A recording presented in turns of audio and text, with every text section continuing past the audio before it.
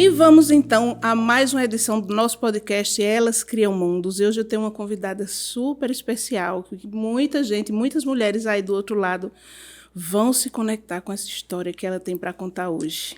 Gabriela, a famosa Gabi, né, aqui no nosso Vale do São Francisco. Sim. Gabriela Soares, seja muito bem-vinda ao nosso podcast Elas Criam Mundos. Esse é um local de conexão de mulheres, mulheres que já tiveram resultado, mulheres que estão impactando aí na sua jornada e servem de grande inspiração para você que está aí do outro lado e precisa dar um passo de coragem. Seja muito bem-vinda ao nosso podcast. Muito obrigada. Primeiramente, eu me sinto lisonjeada por estar aqui, porque eu assisti outros episódios, vi as outras mulheres fantásticas que passaram por aqui, então eu me sinto realmente muito lisonjeada, muito feliz de estar aqui e poder compartilhar um pouquinho da minha história. Coisa boa saber que você assistiu e que Assisti. gostou. Esse é o nosso principal objetivo. Inclusive, eu sempre gosto de frisar que o objetivo principal desse nosso podcast é chegar até você. Às vezes você está sozinha, às vezes você está precisando se inspirar em alguma história, às vezes você está precisando de uma boa influência na sua vida, e esse podcast é para isso. É para que você se conecte conosco, se conecte com essas mulheres, com essas histórias, e aí você comece a inferir, poxa, se elas conseguem, são mulheres normais como eu sou, por que eu não posso também? Tá? Então, vamos começar. Eu estou assim, muito curiosa para conhecer a sua história. Já me falaram muito sobre você. Eu fui no seu Instagram, né, ver como era seu lifestyle, o que era que você fazia. Que bacana. E eu quero saber o que é que você faz hoje, assim, qual é a sua profissão? Então, meu nome é Gabriela Soares, eu tenho 35 anos, sou casada, sou formada em Direito, várias pós-graduações na área. Hoje, atuando como policial militar daqui de Pernambuco, trabalho como educadora física, tenho uma equipe de consultoria, hoje numa empresa que a gente está lançando, que se chama Ascenda, que é justamente voltado para a ascensão da mulher, né? Então, eu gosto... Tudo começou na Ascenda com compartilhar a minha vida, a minha rotina. Uma mulher real, que tem uma vida super corrida e que ainda assim consegue manter hábitos saudáveis. Eu gosto muito de treinar. Treino há aproximadamente 19 anos. Então, já tem muito tempo de treino. Tem gente que acha que a gente começa ontem, né? Que a gente começou ontem, mas 19 anos de treino. Não tenho filhos, então hoje minha vida está bastante voltada para essa área profissional, porque eu percebi que através da minha história eu posso inspirar outras mulheres e posso trazer essas mulheres para o mundo real, sabe? Para mostrar que a gente para o tem... mundo da alta performance, né? De verdade. Exatamente. Eu tenho uma vida bem corrida mesmo por conta dos dois trabalhos, né? E eu não deixo de estudar, não deixo de me capacitar. Terminei recentemente uma pós em biomecânica. Estou fazendo um curso de treinamento feminino, me especializando mais ainda. É muita coisa, viu? Muita coisa. Muita coisa. Você falou em várias especializações, em uma faculdade de Direito, mas eu quero dar esse passo para trás, para a gente chegar até a Gabi de hoje. É história. É essa história que eu quero ouvir, principalmente, porque é essa história que vai impactar outras mulheres que Sim. podem estar naquele ponto lá que você estava. Sim. Da sua primeira universidade, se foi difícil para você chegar até essa universidade de Direito, né? Que você fez primeiro. A primeira. Por que você escolheu Direito? Então, eu sou de Salvador, certo? Sou soteropolitana. E eu estava estudando em Salvador. E aí, durante minhas férias, eu descobri que meu pai tinha me matriculado para fazer o vestibular da FACAP aqui em Petrolina. E daí eu passei numa excelente colocação. Fui bolsista na faculdade, ganhei minha bolsa na faculdade por conta da colocação que eu fiquei. E conheci meu esposo. Na faculdade? Não, no trabalho. Uma amiga minha, a mãe dela era dona de um cartório aqui, e eu fui trabalhar nesse cartório e ele trabalhava nesse cartório. E acabou que nos conhecemos e eu me apaixonei porque não tinha como não me apaixonar por meu esposo. Você foi trabalhar no cartório para ajudar... essa amiga. E para ajudar na sua formação... Também, exatamente. Porque eu passei por isso também, né? Na época, meu pai pagava todos os meus estudos e tal. E eu precisei trabalhar também para poder ajudar nas coisas que eu queria e que meu pai não tinha condições de me dar. Sim. Foi nesse mesmo período. Foi no Você mesmo trabalhava período. E estudava? Trabalhava e estudava. E além de trabalhar no cartório e estudar, fazer a faculdade de Direito, que era à noite, ou seja, uma vida sempre corrida, desde os 19, muito corrida, eu trabalhava fazendo maquiagem. Eu tinha um curso de maquiadora legal. Profissional e que me ajudou durante um período a pagar as contas da faculdade. E passei em alguns concursos durante a faculdade. Trabalhei um período no Ministério Público. Eu trabalhava para uma promotora específica e trabalhei também com outros promotores que a gente... Lá no MP, você tem uma parte do Ministério Público que você pega várias ações que independem de qual promotor ela tá direcionada. Então, trabalhei com isso, trabalhei no fórum, para um juiz, fui assessora de um juiz durante um período. Só que eu queria porque queria ser delegada. Mas antes de ser delegada, eu fui aos pouquinhos, né? Então, fiz um concurso para a Polícia Civil e no mesmo período estava aberto um concurso para a Polícia Militar. As matérias são completamente diferentes de um concurso para o outro, mas eu disse, vou tentar.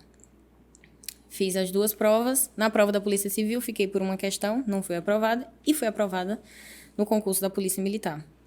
Sabe uma curiosidade que ninguém sabe a meu respeito? Eu também fiz concurso. Olha aí. Da Polícia Civil. Passei. Foi? Que legal. Passei no teste físico, inclusive, na época. Gente. Mas vou te falar uma coisa que mudou o meu caminho. Porque se eu tivesse caminhado, né, por esses passos aí, talvez eu não fosse enfermeira, que foi a minha primeira formação. Conversando com um tio meu, né, que era delegado na época, ele disse, Flávia, você passou bacana, muito bem, mas assim,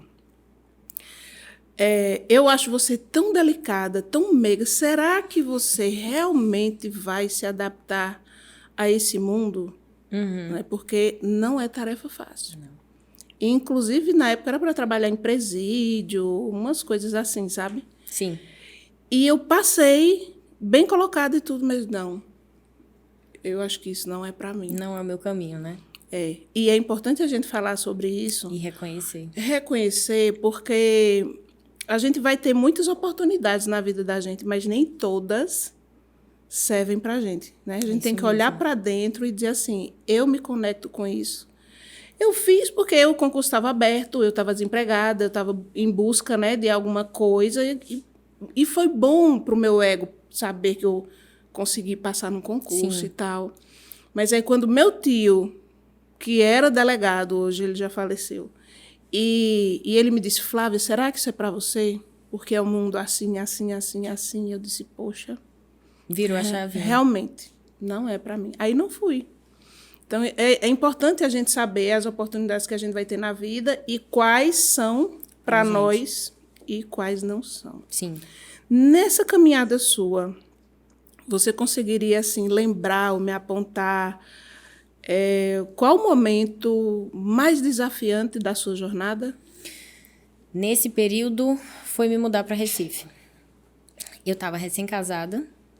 Eu me casei em 2016, mas já estava com meu esposo há quase 3 anos, né? Namorando, noiva.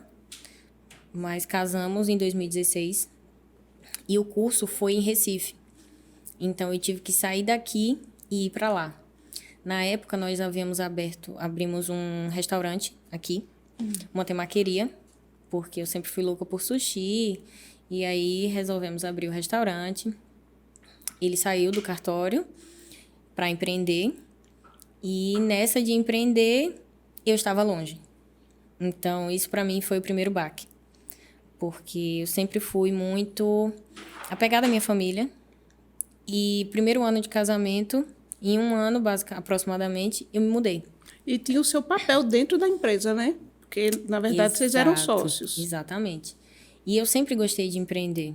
Eu e meu esposo, a gente já teve loja de roupa, restaurante, Meu pai sempre me colocou para estudar muito. Então, novinha, ele já me colocava para fazer curso de inglês. Eu, com 16 anos, estudando em pré-tec, fazendo curso do Sebrae, sabe? Ele sempre quis que eu, como ele é formado em administração e sempre trabalhou como consultor empresarial, ele queria que a filha dele empreendesse. Então, só por curiosidade, eu na minha cabeça, só para deixar isso claro, eu não queria casar. Eu nunca quis casar. Eu sempre Foi disse... uma conquista. Eu sempre disse, vou ser solteira, porque eu sou muito mandona e tenho uma personalidade extremamente forte. Então, eu já sabia que eu não ia encontrar ninguém na vida que me aturasse. Tem uma frase que eu digo... você é muito parecida comigo nesse aspecto. Eu também achava que eu não ia casar. Mas tem uma frase que eu disse essa semana a uma amiga minha, que ela disse, Flávia, que frase forte. Eu digo, mas é verdade. Eu não casaria com uma pessoa como eu. Também não. Para você ver como a gente encontra os parceiros na vida, né? Que é o nosso complemento. Perfeitos, exatamente. Porque se fosse para a gente... dividir a vida com uma pessoa igual, não ia dar certo. Não. As pessoas têm que se complementar, de verdade. E meu marido é um poço de calma. Ele é, assim, meu oposto, sabe? Ele é meu ponto de equilíbrio. Equilíbrio, exatamente. Ele é o meu equilíbrio. Mas ele conquistou para casar. Muito. Conquistou muito. E aí, no meio de tudo isso, eu me mudei. Voltando, né? Eu me mudei, fui para Recife. Então, foi um período bem complicado. Ele ficava indo sempre... Ele, a minha mãe. Era um ano de curso, né? Eram aproximadamente 8 meses de curso, só que aí eu fiz um outro curso para me especializar, para poder inaugurar um batalhão que foi construído aqui em Petrolina, o Biesp. Então, a gente tinha que fazer esse curso para poder vir inaugurar esse batalhão. Então, eu passei mais um mês lá. Eu sei porque eu tenho uma amiga também que é policial, Miriam. Não sei Sim, se você conhece. Conheço muito. Trabalha lá comigo. Miriam há zilhões de anos. Pronto. E eu lembro que ela foi fazer esse curso. Sargento Rocha, maravilhosa. É isso aí. Ali é retada, viu? É. E fiz esse curso, passei mais um mês em Recife. Ele ia sempre, né? Tinha o pessoal da minha turma lá mesmo brincava bastante, porque ele ia bem alto, moreno. Ele cruzava os braços e ficava me esperando sair, né? Então, ele passava uma semana comigo, eu morava com uma amiga lá, uma amiga daqui, a Bruna, e o marido dela também ficava indo, nós dividíamos um apartamento. Então, fases complicadas nesse período, momentos complicados, foi mais essa questão da distância, saudade de casa, porque quebrar vínculos, quebrar não seria a palavra correta, mas você acaba se distanciando de algumas pessoas, inclusive amizades, que você vê que quando você está longe, você acaba perdendo a essência com algumas pessoas. Então, eu me distanciei de algumas pessoas, até porque ser aprovada no concurso da polícia foi complicado também, porque quebrei algumas amizades, digamos assim, aí quebrei mesmo. Algumas pessoas se afastaram por não gostar, então... Por não entender. Por não ter afinidade. Isso acontece em todas as profissões e quando você sobe um degrau, inevitavelmente serve para todo mundo. Empreendedores, profissionais liberais. Quando você cresce um degrau, você vai, infelizmente, deixando pessoas pelo caminho. Porque elas não vão te entender, porque você teve acesso a um nível de conhecimento que eles não têm. É como se você estivesse num aquário, você fosse um peixinho e pulasse e caísse no oceano. Sim. Esse oceano, nem todo mundo vai conhecer. Quem conhece é quem consegue dar esse salto, quem consegue dar esse pulo. Uma frase que eu digo muito, assim, quando você vai subir uma montanha, dificilmente você vai levar pessoas, você vai levar ferramentas. Isso. Você vai levar martelos, você vai levar uma boa bota, você vai levar uma jaqueta de frio, mas você não vai levar pessoas. Então, é importante que a gente saiba que o mundo do desenvolvimento, da alta performance, do conhecimento, vai exigir que algumas pessoas, inclusive que você ame, você precise viver com ela uma distância fraterna. Isso. Ou seja, eu te amo, mas eu preciso seguir. Isso. Eu gosto de você, mas eu não posso ficar perto de você. Porque o meu caminho é outro. E é muito importante você falar sobre isso. porque a minha jornada também foi parecida. Eu saí para estudar, eu fiz muitas coisas, eu passei no concurso público do Estado também, mas na área de saúde. Trabalhei no HR muito tempo, Hospital da Restauração, muito, assim, 10 anos da minha vida. E eu via que eu estava evoluindo, mas que muitos dos meus amigos continuavam no mesmo lugar. Sim. Como até hoje, alguns continuam. E está tudo bem. E está tudo bem. São escolhas. Só que tem muitas mulheres, como eu, como você, que querem mais da vida. Que querem se desafiar, que querem saber até onde conseguem ir. E está tudo bem, são escolhas. Né? São escolhas da vida. Mas, nesse momento, o seu sentimento, você falou, saudade... Mas como é que foi? O que era que você sentiu? Você já pensou em desistir em algum momento ou não? Pensei. Você tinha ali... Pensei bastante, porque dentro de um ambiente predominantemente masculino, uma mulher recém-casada, jovem, morando longe, a gente sofre um preconceito, né? Existe uma imagem que as pessoas criam de você, sem nem lhe conhecer muitas vezes, ou conjecturam várias outras. Te julgam em 3 segundos. A Exatamente. ciência diz isso. Exatamente. Só precisa 3 segundos para a pessoa te julgar. Exatamente. De cima a baixo, assim, na hora, um piscar. E isso me afligia bastante na época. Porque era algo que eu sei que envolvia ele também. Então, não eram só os meus sentimentos envolvidos, eram os sentimentos do meu esposo também. E a empresa. Isso. Aí, passado isso, consegui voltar para casa, consegui minha transferência para Petrolina. Meus pais, minha casinha, a gente tinha uma casa já morávamos juntos. Então, reestabeleci a rotina. Passar no concurso da polícia foi muito importante para mim, por vários quesitos. Tanto a questão da disciplina, porque lá dentro você aprende, sim, a ser disciplinado, né? Quanto ver a sociedade por outro ângulo. Então, como eu trabalhei em vários setores da justiça, digamos assim, da segurança pública, eu pude ter vários pontos de vista diferentes.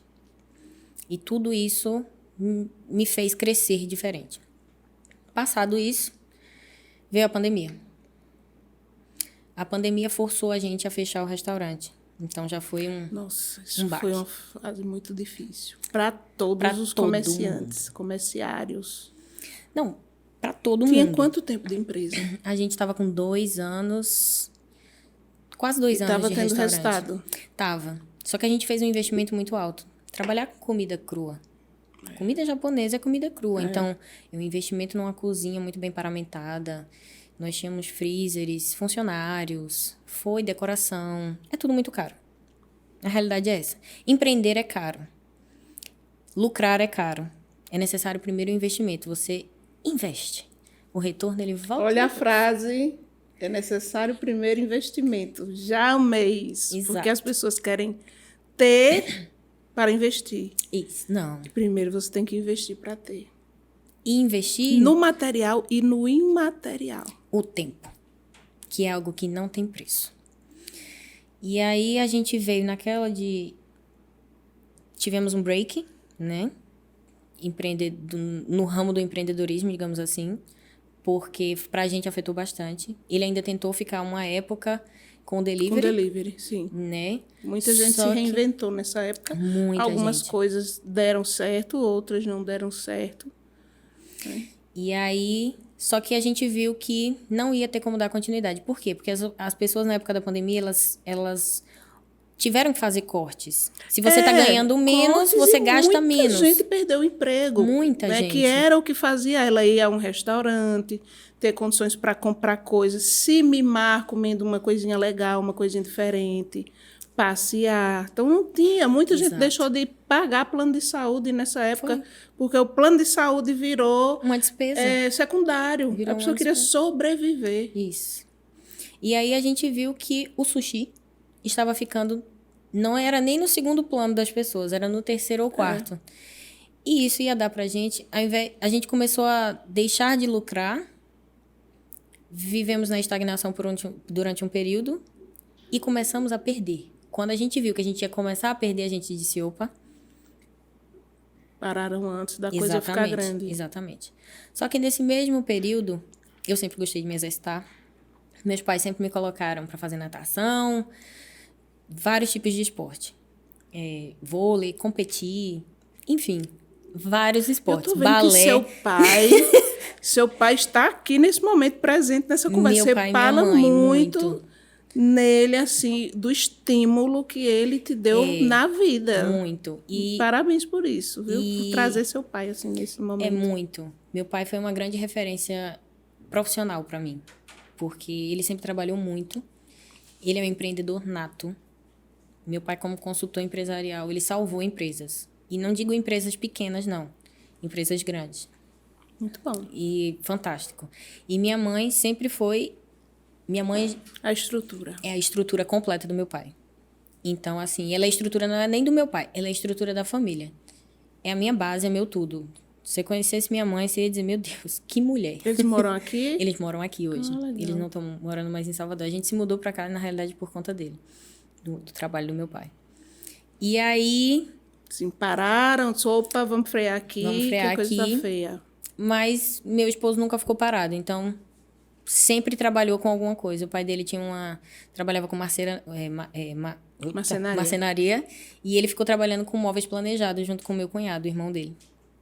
Então, nunca paramos. Só que nesse mesmo período, eu fui diagnosticada com hérnias de disco. E eu não queria parar de treinar, porque as minhas hérnias, assim como para todas as pessoas, quando você não treina, é pior. Porque você precisa fortalecer a musculatura. Então, eu não queria parar. Eu tinha uma mini academia em casa. Pandemia, tudo fechado. O que é que eu vou fazer? Treinar em casa. Que legal. E aí, eu fiquei treinando em casa. O ortopedista, quando me diagnosticou com as hérnias, ele disse, olha, você nunca mais vai poder agachar. Quando ele disse isso, eu disse, é o quê? E se eu precisar ir no banheiro? Eu vou envelhecer assim? Sem poder agachar? Pegar um papel no chão? Sem condições. Então, eu disse, eu vou estudar e eu vou me tratar. Já que ninguém consegue, nesse momento, eu vou ser a minha personal. Então, eu comecei a estudar. Fui fazer minha faculdade de Educação Física, né? E minha vida mudou. A atividade física, ela realmente me mudou. Eu passei por um período bem complicado na minha vida. Complicado mesmo. Durante a pandemia, eu treinando em casa, as academias reabriram, eu voltei para a academia. E logo com esse retorno das academias, em funcionamento, a gente treinava de máscara, né? Eu fazendo uma elevação pélvica na academia, eu senti uma dor muito forte na pelve. Aí eu disse, meu Deus, eu treino tão certinho. Mas fiquei com aquela dor. Ok. Descobri que estava com um tumor no ovário e a minha vida mudou de ponta cabeça. Nossa. Foi bem complicado porque o meu sogro, ele teve um câncer e faleceu. O meu marido já tinha, assim, uma carga em relação a isso, porque era uma dor muito grande. Era uma dor muito grande para ele, então... E a minha mãe também, a mãe dela, que criou ela, né, a avó, também teve um câncer e faleceu. E no dia que eu fui diagnosticada, eu não podia nem ir um acompanhante comigo, então eu recebi a notícia sozinha. Eu saí do trabalho momentaneamente para abrir o exame com o médico, doutor Danilo, e voltei para trabalhar, como se nada tivesse acontecido. Na hora de ir embora, eu sentei, a gente tem um alojamento lá, feminino, eu sentei no beliche e comecei a chorar, porque a ficha estava caindo. Anos? Eu tava com... Foi em 2021. Eu tava com 31. Eu fiz a cirurgia em 2021, mas diagnostiquei em 2020. Faz muito pouco tempo. É super recente. E eu não contei pra ninguém. Eu cheguei em casa como se nada tivesse acontecido. Fingi simpatia, né? Aquele negócio de sorrir à cena. Não contei pra ninguém. Ele disse que a gente tinha que fazer a cirurgia muito rápido, porque eu tinha feito o exame ginecológico em junho e eu descobri em setembro. Então, em junho eu não tinha nada. E se em setembro eu estava com um tumor enorme, de quase 15 centímetros, cresceu muito rápido. Sim, agressivo. Super. Então, a probabilidade de ser maligno era muito grande. Só que eu não tinha Eu não tenho filhos, eu não tinha filhos à época. Então, ele foi super cauteloso. Ele disse, Gabriela, a gente vai ter que tirar, tem que ser de urgência. Só que as UTIs estavam lotadas de pessoas com Covid. Então, eu não podia fazer minha cirurgia. A gente marcou a cirurgia, eu dei positivo pro Covid. Não pude fazer. Aí, a gente remarcou a cirurgia. Aí, foi que eu contei pra minha família. Mas como foi que eu contei? Tenho endometriose, vou ter que fazer uma cirurgia. Tô com um cistozinho, vou ter que tirar o cistozinho. Não contei pra ninguém. Por que você protegeu todo mundo assim? Eu quis proteger todo mundo, porque eu achava que eu era forte o suficiente para aguentar a carga sozinha. E não queria repassar essa dor para outras pessoas, a preocupação. Meus pais tinham vários problemas na época. Na realidade, todo mundo tem problema. Então, eu não queria que o meu fosse ser mais um. Então, eu não contei para ninguém no trabalho. Eu não pedi um doador de sangue. Eu não pedi nada. Você sabe que Foi eu e Deus. se minha filha, que Deus a livre, tiver um negócio desse e ela não me contar... Minha mãe quase me matou. Rapaz, filho não é problema pra gente. Filho é o motivo pelo qual a nossa existência tem sentido. É exatamente isso. Minha mãe pensa da mesma forma. Eu penso da mesma forma. Mas, à época, eu só queria proteger todo mundo.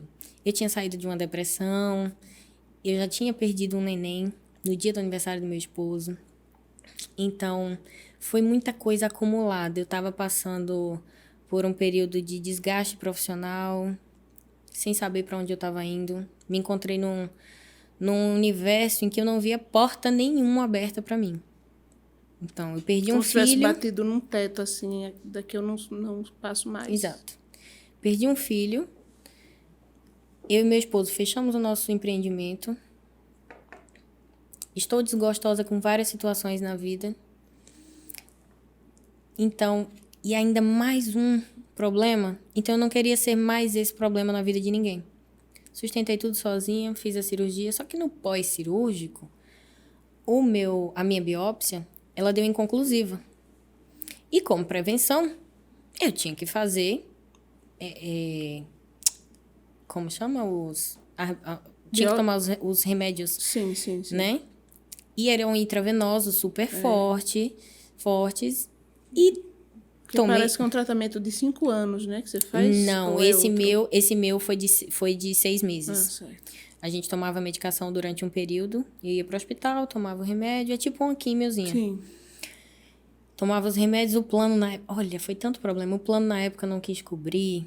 Aí depois eu tive que entrar com a regressiva. De forma...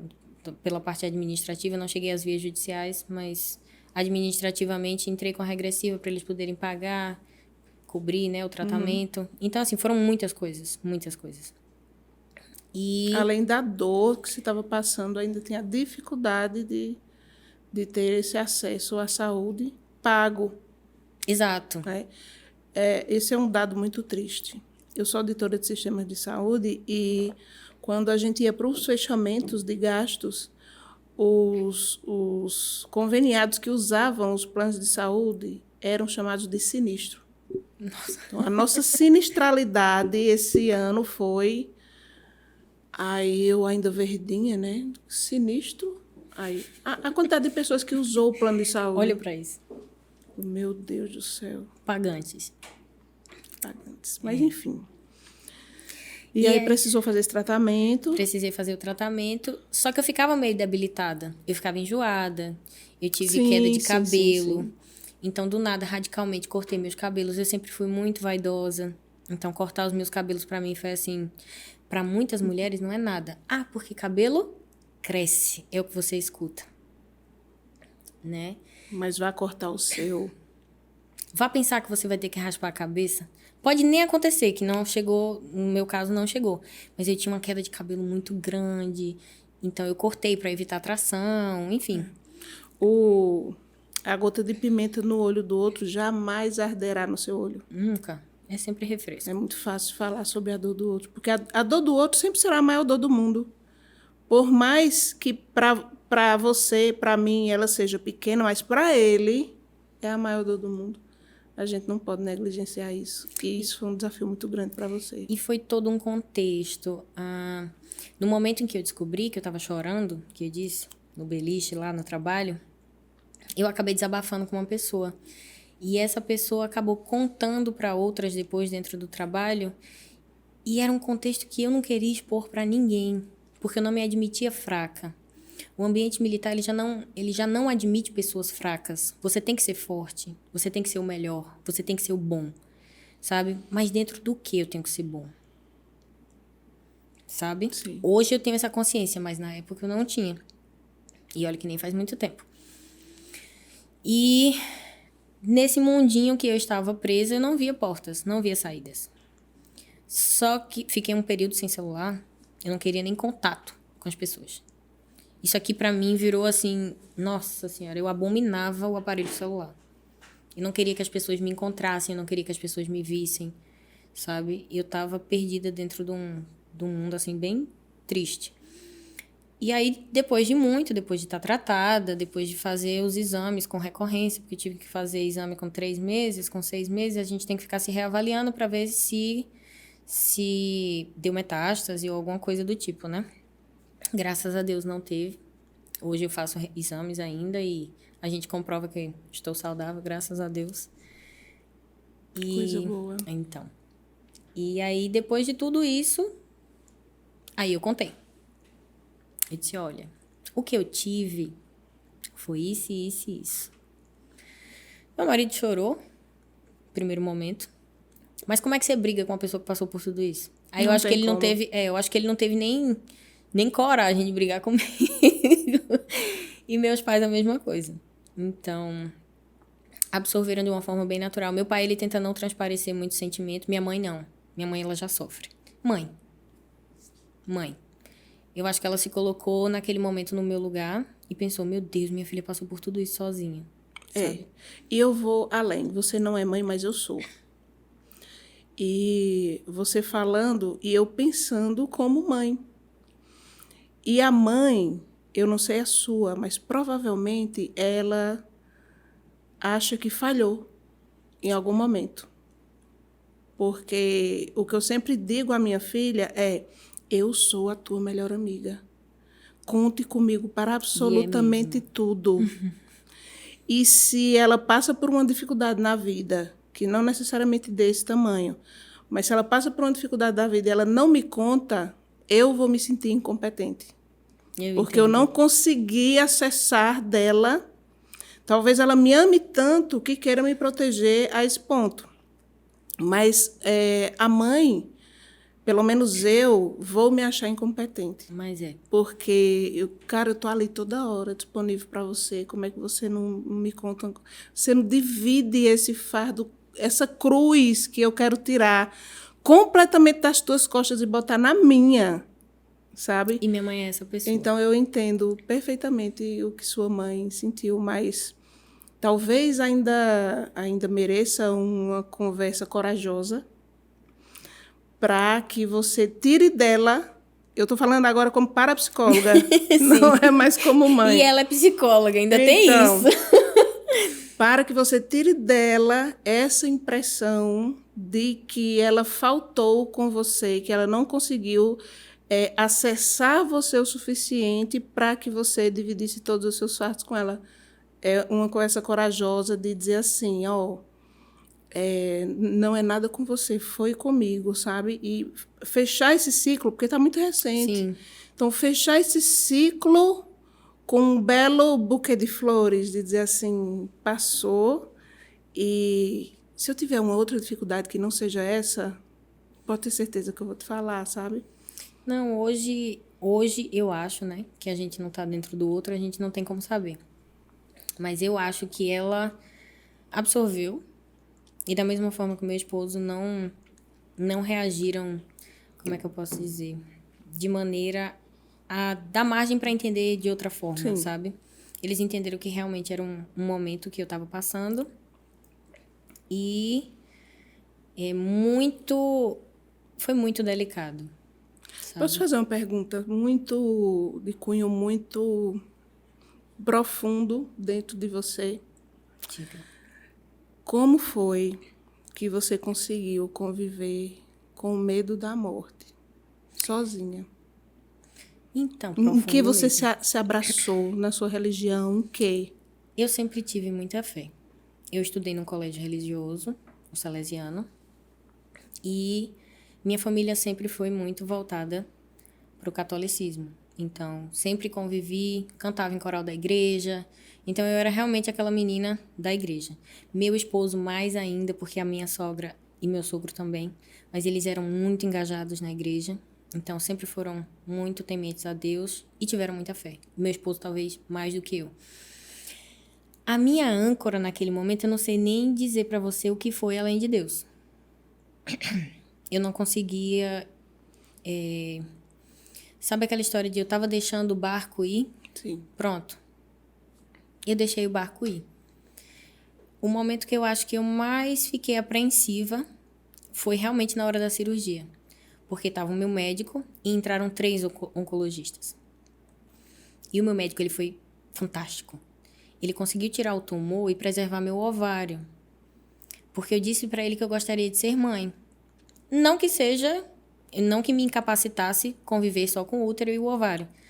E um ovário. Mas ele conseguiu preservar. Então, assim, na hora da cirurgia, não conseguiam nem pegar a minha veia. Pra você ter noção. Não conseguiram nem pegar a minha veia. Foi um sacrifício, porque eu tava com frio e o medo. Naquele momento, eu senti medo. Então, eu só rezei, fechei meus olhinhos, aí você vai contar até 10 e aí você apaga, né? Quando eu acordei, a cirurgia já tinha sido feita. Eu fui entubada, então eu não conseguia falar. Só que, eu não sei se foi sorte ou se foi um anjo, mas tinha uma criança do meu lado. E para ter uma criança, você tinha que ter um acompanhante, porque na pandemia você não podia ter acompanhante dentro da UTI, nem do próprio hospital. Sim. Então eu estava sem acompanhante, mas a criança estava com a mãe. E aí quando eu acordei ali na sala de espera pós-cirurgia, aí eu só disse assim, eu preciso... A voz mal saía, né? Porque tinha sido entubada, então a garganta estava bem... Aí eu falei pra ela, eu preciso falar com meu esposo, você pode ligar? Eu tava dormindo ainda, dopadíssima, totalmente sob efeito da anestesia. E aí ela ligou pra meu esposo, pronto. Quando eu vi que ela falou, assim, ela disse, ela tá bem, pronto. Meu coração acalmou, eu dormi, voltei a dormir, aí fui pro quarto, enfim. Então, no momento que eu mais tive medo, eu evitava pensar, sabe? Eu acreditava que ia tirar, se não tirasse, ia tirar o ovário, mas que eu ia sobreviver. Eu não cheguei a pensar na hipótese de morrer naquela época. Só na mesa de cirurgia. Ali eu senti. Eu disse, meu Deus, se eu sair daqui, ou melhor, se eu não sair daqui, como vai ser para os meus familiares? Só que na época, como eu disse para você, eu estava numa depressão tão grande que em alguns momentos... Durante a trajetória, eu pensei, mas se eu morrer vai ser só um problema menos. Que loucura. Uhum. E meu marido foi muito forte durante todo esse período, sabe? As pessoas não sabem... ele é muito tranquilo e é muito fechado. Então, as pessoas não sabem muito bem quem ele é, porque ele é muito calado. Mas ele realmente é uma rocha. E ele não transparece, sabe? Ele perdeu os pais e... ainda assim se manteve uma rocha, tanto para a família dele quanto para mim. Eu acho que eu chorei tanto quando eu perdi meu sogro e minha sogra, tanto, que eu acho que não sobrou lágrima para ele. Então, assim, eu não vejo ele como uma pessoa fraca. Ele é literalmente a pessoa em que eu me apoio. Tanto que ele brinca comigo, que quando ele adoece eu fico com raiva. Eu fico com humor péssimo. Se ele pegar uma gripe, eu tô com raiva. Eu fico péssima. Por quê? Porque ele é meu porto seguro. Ele não pode adoecer. Ele tem que estar ótimo sempre, coitado. Você pode passar pelo que você passou, mas ele não pode pegar uma gripe. Não pode pegar uma gripe, tá proibido. E ele, nesse período pós-cirurgia, foi quem me sustentou, sabe? Então, eu acho que a rocha, além de Deus na minha vida, meus pais eu amo de paixão, mas quando você casa... você cria uma nova família. É uma aliança de verdade. Porque eu não sei se você tem essa impressão, mas a família, Deus te deu. Quando você casa, você escolhe. Então, você escolhe amar aquela pessoa todos os dias da sua vida. Você acorda e decide, eu vou amar ele hoje. No dia seguinte, eu vou amar ele hoje. Do jeito que ele é. Do jeito que ele é. É o e mais ele faz a desafiante. mesma escolha. E é muito reconfortante você saber que é a escolha de alguém. É muito bom. Quando foi que você disse assim, agora eu consigo recomeçar? Tem quanto tempo isso? Eu estava fazendo a faculdade já e eu me encontrei no mesmo breaking profissional, digamos assim. Eu tive um colapso no trabalho, eu desmaiei, eu tive uma crise de pânico, um negócio assim que nem eu sei entender como Mesmo foi. em tratamento? Mesmo em tratamento. Eu tomava remédios fortíssimos. Fortíssimos. Não vou nem citar o nome, que é para ninguém procurar. É, isso aí. Só vai logo no Google. Vai logo no Google e diz, eu quero também. Não. E mesmo me tratando, nesse colapso que eu tive profissional, eu disse, meu Deus, eu tenho que fazer outra coisa. Eu preciso fazer alguma coisa. Mas eu não sabia o que era. Só que eu voltei com o celular. E eu usava muito a ferramenta Instagram. E nessa de usar a ferramenta Instagram, tudo que eu postava, as pessoas perguntavam, ai, por que você está comendo isso? Nossa, mas que treino legal. Nossa, mas por que você faz isso? As pessoas começaram a se conectar com a sua maneira de levar a vida. Exatamente. E aí, essa conexão com outras pessoas me fez ver que eu poderia ajudar outras pessoas. Então, na realidade, eu não superei nada sozinha.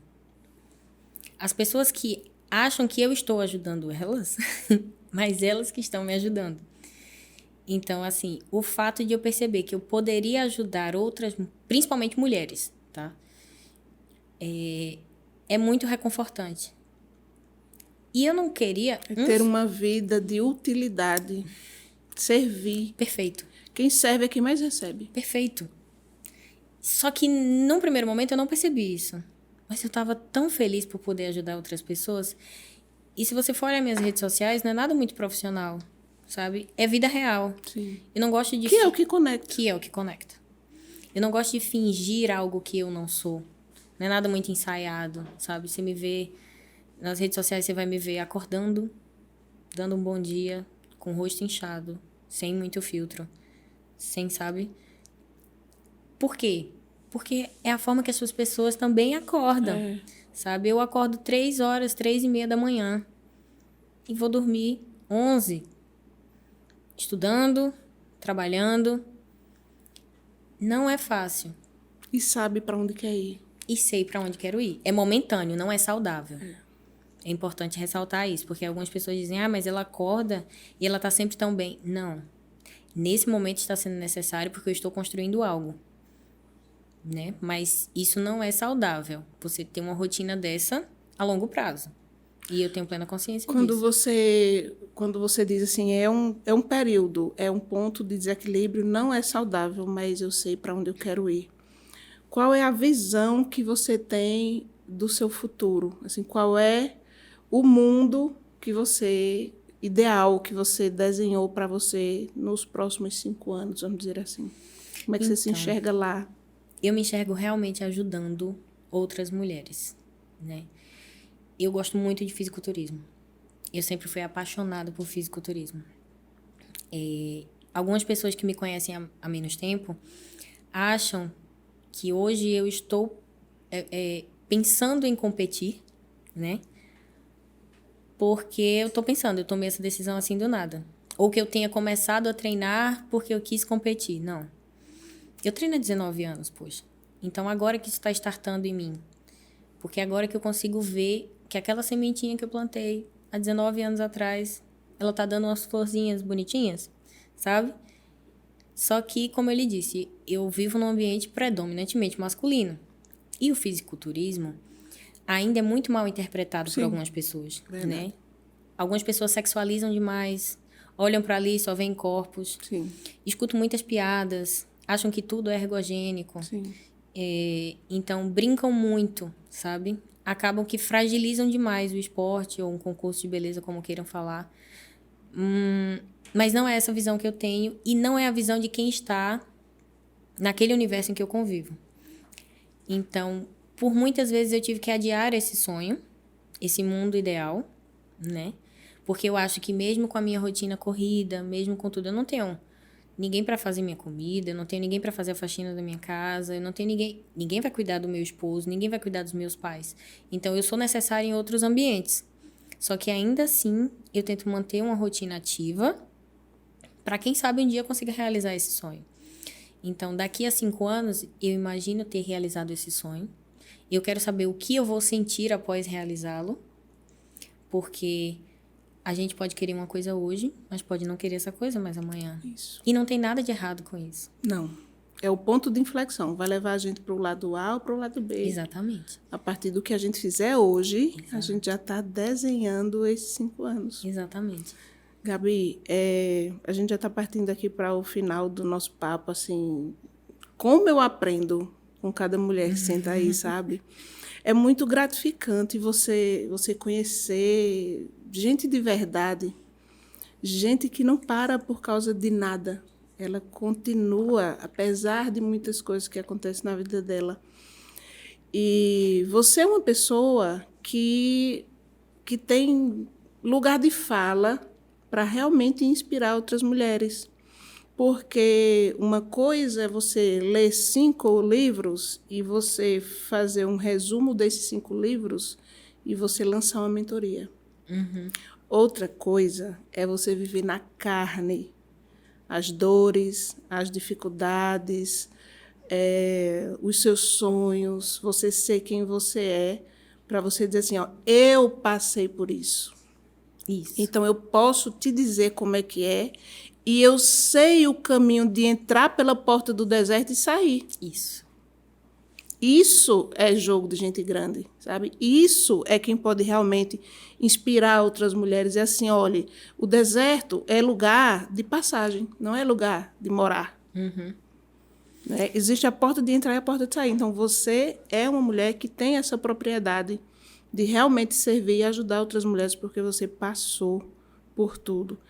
E eu queria que, nesse momento, eu sempre faço isso com as minhas convidadas. Se você pudesse ser ouvida agora por todas as mulheres do mundo, principalmente por aquelas mulheres que estão passando nesse momento por dificuldades com o câncer, passando nesse momento por dificuldades de ir em busca da sua forma no espelho, que não estão felizes com o que são hoje, que estão passando por qualquer dificuldade na saúde física, emocional, porque você passou por tudo isso. Se todas as mulheres do mundo pudessem te ouvir agora, o que é que você falaria para essas mulheres? Então, meninas, mulheres, independente da fase que vocês se encontrem hoje, eu acho que a vida, ela vai deixando marquinhas na gente. Ela vai construindo quem a gente é hoje. Então, tudo que vocês viveram até hoje construiu a mulher maravilhosa que você é hoje. Então, não se espelhem em redes sociais achando que a vida de todo mundo é perfeita, porque não é. Rede social é muito bonita pra gente assistir, pra gente passar o tempo, mas não é um local de morada, da mesma forma que o deserto. Eu ainda tô passando pelo meu. Ainda tem vários bloqueios que eu preciso quebrar. E eu tenho plena consciência disso também. Mas nada é rápido. A vida de algumas pessoas pode parecer perfeita, mas tudo na vida é uma questão de prioridade. Então, não se espelhem na vida dos outros, porque a prioridade dos outros é diferente da sua. Então, construam... Eu sou católica, então tenham fé em algo, independente do que seja. Tenham fé em algo, principalmente em vocês. Em mim, quem vive é Deus. Então, eu tenho fé em mim, porque Ele mora em mim. Então, tenham fé em vocês, que eu tenho certeza que, independente do problema que vocês estiverem passando, ou do sonho que vocês tiverem, pode parecer o sonho mais grandioso do mundo, pode parecer impossível, mas quem tem fé chega lá. Perfeito. Então, é nisso que eu acredito, Flávia. Eu recebi aqui no podcast Elas Criam Mundos, essa mulher maravilhosa. Você que é uma querida. Parabéns, viu, pela Obrigada. sua história. Parabéns por ter vindo aqui, contado com tanta coragem, né, essa pessoa que você é. E eu espero que muitas mulheres se conectem com você, como eu me conectei. E as portas estão abertas. Muito Depois do obrigada. fisiculturismo, volte para dizer o que você sentiu. Sim. E muito obrigada por você ajudar a criar esse mundo feminino que a gente está buscando aqui. Sim. Essa é a Gabi Soares. Sigam nas redes sociais, deixa o Instagram. Gabi Pessoal, Soares P, gente. Vão lá. Espero que vocês riam muito comigo. Curtam muito minha rotina. É uma vida real. É uma Muito vida bom. real. E eu também quero convidar vocês nesse momento para assistir essa nossa edição desse podcast Elas Criam Mundos. Hoje eu recebi Gabi Soares. Ela tem uma história de vida incrível, passou por muitos desafios, mas ela é mais uma mulher que sentou nessa cadeira e disse: por que não parou? Por causa de nada. Ela seguiu, apesar de todas as coisas. Então, fica aqui, tem muita história boa, vai dar bom.